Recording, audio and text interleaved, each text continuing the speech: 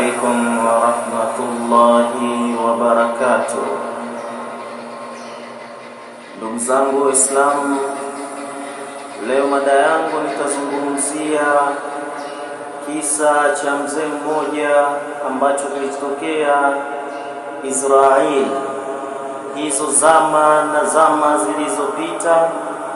Kulikuwa na bwana mmoja ambaye yeye alipokaribia kufa kwake ama uzeeni kwake kutokana na maradhi yake, yeye alitoa wasia kwa watoto wake, pindi nitakapokufa faharikuni binnari, munichome kwa moto. Alikuwa anawaambia watoto wake kwa yeye akifa basi wamchome nini? Wamchome moto, na jivu lake walichukue wakalimwage katika upepo, litawanyike liende mbali kabisa. Falamma mata, wakati alipokufa, fa'alu bihi, wakamfanyia dhalika, jambo hilo. Watoto wakashika ule wasia wa mzazi. Dingi alisema, baba alisema, nikifa basi mchome moto, ili jivu tukalitupe katika huko upepo, huko kwenye upepo mkali kwa baharini, wapi na wapi, watawanyike kabisa. Na watoto wakanani, wakamfanyia. Angalia Allah subhanahu wa ta'ala alichokifanya. Fajamahu Allahu rimadahu, Allah subhanahu wa ta'ala akakusanya jivu lake fi tarifati an, kufumba na kufumbua vile, yani tayari Allah amemuumba kana kwamba yeye hajachomwa moto, yuko mzima kabisa.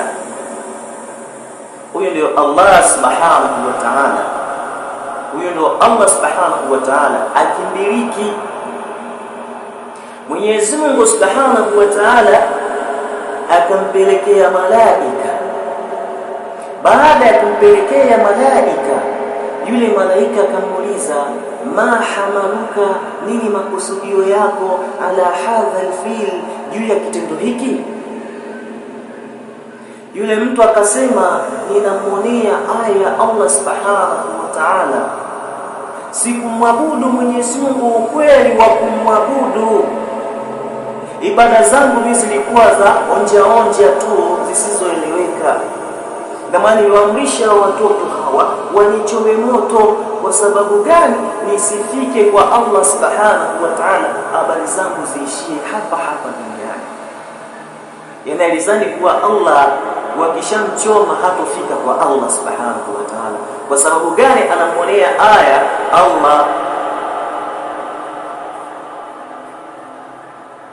Mwenyezi Mungu akasema, adil jannata, muingizeni peponi. Fawaizatini, ninaapa kwa cheo changu na utukufu wangu, la ahriku min nari minni, sitamunguza moto mimi, man istahya minni, mwenye kunionea haya mimi. Kumbe Allah subhanahu wa ta'ala, ukiwa na aya unamwonea aya subhanahu wa ta'ala, siku ya kiyama Allah subhanahu wa ta'ala hatokuingiza katika moto wa jahannam. Kwa sababu gani? Uliishi kwa kumwonea aya subhanahu wa ta'ala, Allah subhanahu wa ta'ala. Kumwonea kwake Allah subhanahu wa ta'ala aibu pale uko katika maasi, unataka kufanya maasi na ukakumbuka hapa Allah ananiona, ila binadamu wengine hawanioni. Inamwonea aya Mwenyezi Mungu subhanahu wa ta'ala aliyeniumba, ukaacha tukio hilo. Unataka kuzini, ukakumbuka hapa wa binadamu hawanioni, ila Allah subhanahu wa ta'ala ananiona, ukamwonea aya, ukaacha tukio hilo na ukatubia kwa Allah, basi wewe Allah subhanahu wa ta'ala hawezi akakuchoma moto. Mtume akasema, al-ahya'u min al-imani, haya inatokana na imani. Manake usipokuwa na aibu, manake wewe hauna imani. Manake tuwe na hofu na Allah, tumogope Allah subhanahu wa ta'ala. Ndugu zangu Waislamu, nilikuwa na hayo machache. Mimi bye bye.